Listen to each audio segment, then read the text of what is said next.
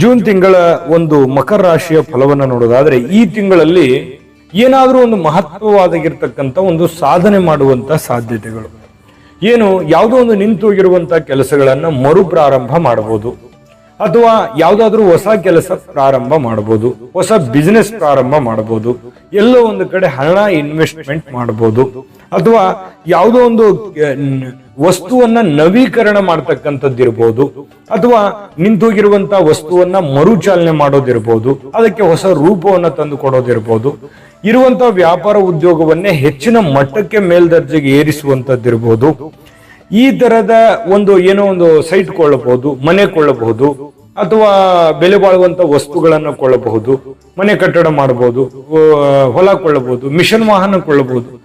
ಈ ತರದ ಏನಾದ್ರೂ ಒಂದು ಪ್ರೋಸೆಸ್ಗಳು ನಿಮ್ಗೆ ಚಿಕ್ಕದೋ ದೊಡ್ಡದೋ ನಿಮ್ಮ ಮಟ್ಟಕ್ಕೆ ಅನುಸಾರವಾಗಿ ನಡೆಯುವಂತಹ ಸಾಧ್ಯತೆಗಳು ಇದಾವೆ. ಅದನ್ನ ಬಹಳ ತಾಳ್ಮೆಯಿಂದ ಮತ್ತು ಬುದ್ಧಿವಂತಿಕೆಯಿಂದ ನಿಭಾಯಿಸುವಂತ ಪ್ರಯತ್ನ. ಯಾಕೆ ಇಲ್ಲಿ ತಾಳ್ಮೆ ಮತ್ತು ಬುದ್ಧಿವಂತಿಕೆ ಬೇಕು ಅಂತಂದ್ರೆ, ನಿಮ್ಮ ಹಣಕಾಸಿನ ಸ್ಥಿತಿಗತಿಗಳನ್ನ ನೀವು ನೋಡ್ಕೋಬೇಕಾಗತ್ತೆ. ನಿಮ್ಮ ಹತ್ರ ದುಡ್ಡು ಎಷ್ಟಿದೆ, ಎಷ್ಟು ಬರುತ್ತೆ, ಎಷ್ಟು ಹೋಗುತ್ತೆ, ನೀವೆಷ್ಟು ಸಾಲ ಮಾಡ್ತಾ ಇದ್ದೀರಿ, ಈ ಸಾಲ ಸರಿಯಾಗಿದೆಯಾ, ನಾನ್ ತೀರ್ಸೋದಕ್ಕೆ ಸಾಧ್ಯವಾಗಿದೆಯಾ, ನಿಮ್ಮ ಇನ್ಕಮ್ಗೆ ಇದು ಸೂಟ್ ಆಗತ್ತಾ, ಈ ಸಿಚುವೇಶನ್ ನಿಮಗೆ ಈ ಕೆಲಸ ಅವಶ್ಯಕತೆ ಇದೆಯಾ, ಇದನ್ನೆಲ್ಲವನ್ನು ಕೂಡ ಪರಿಗಣಿಸಿ ನೀವು ಆ ಕೆಲಸಕ್ಕೆ ಕೈ ಹಾಕ್ಬೇಕು.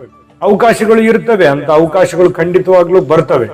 ಬಂದಿರುವಂತ ಅವಕಾಶವನ್ನ ಸರಿಯಾಗಿ ನೋಡಿಕೊಂಡು ಮಾನಸಿಕವಾಗಿ ಫಿಟ್ ಆಗಿ ನೀವು ಆತ್ಮವಿಶ್ವಾಸದಿಂದ ಮಾಡಿದ್ರೆ ಅದ್ಭುತವಾಗಿರತಕ್ಕಂತ ಜಯ ಲಾಭ ನಿಮ್ಗೆ ಸಿಗುವಂತ ಸಾಧ್ಯತೆ ಇದೆ. ಇನ್ನು ಮಿತ್ರರ ಭೇಟಿಯಿಂದ ಸಂತಸ ಆಗುತ್ತೆ. ಯಾವುದೋ ಒಂದು ವಿಷಯದ ನಿಮಿತ್ತ ಭೇಟಿಯಾಗಿ ಒಂದು ಖುಷಿಯನ್ನ ಪಡಬಹುದು. ಹಳೆಯ ಕಾಲದ ಸ್ನೇಹಿತರು ಭೇಟಿ ಆಗ್ಬಹುದು, ಅಥವಾ ಇರುವಂತ ಸ್ನೇಹಿತರೆ ನಿಮಗೆ ಅತ್ಯಂತ ಸಂತಸವನ್ನ ಕೊಡಬಹುದು. ಇನ್ನು ಹೊಸ ಪರಿಚಯಗಳಿಂದ, ಹೊಸ ವ್ಯಕ್ತಿಗಳಿಂದ, ಹೊಸ ವಿಚಾರಗಳಿಂದ ನಿಮಗೊಂದಿಷ್ಟು ಏನೋ ಒಂದಷ್ಟು ಬದಲಾವಣೆಗಳು, ಆ ಪರಿಚಯದಿಂದ ಸ್ವಲ್ಪ ಲಾಭ ಆಗುವಂಥದ್ದು, ಹಣಕಾಸಿನಲ್ಲಿ ಸ್ವಲ್ಪ ದ್ವಿಗುಣ ಆಗೋದು, ಕೆಲಸದಲ್ಲಿ ವೃದ್ಧಿ ಆಗುವಂಥದ್ದು, ಇಂತಹ ಒಂದು ಸಾಧ್ಯತೆಗಳು ಹೊಸ ಪರಿಚಯಗಳಿಂದ ನಿಮಗೆ ಸಿಗುವಂತ ಸಾಧ್ಯತೆಗಳಿದೆ. ಇನ್ನು ನಿಮ್ಮ ಯೋಜನೆಗಳನ್ನ ಆತ್ಮೀಯರ ಜೊತೆಯಲ್ಲಿ ಹಂಚಿಕೊಳ್ಳುವಂತಹ ಸನ್ನಿವೇಶಗಳು ಕಂಡು ಬರುತ್ತೆ. ನಿಮ್ಮ ಒಂದು ಪ್ಲಾನ್,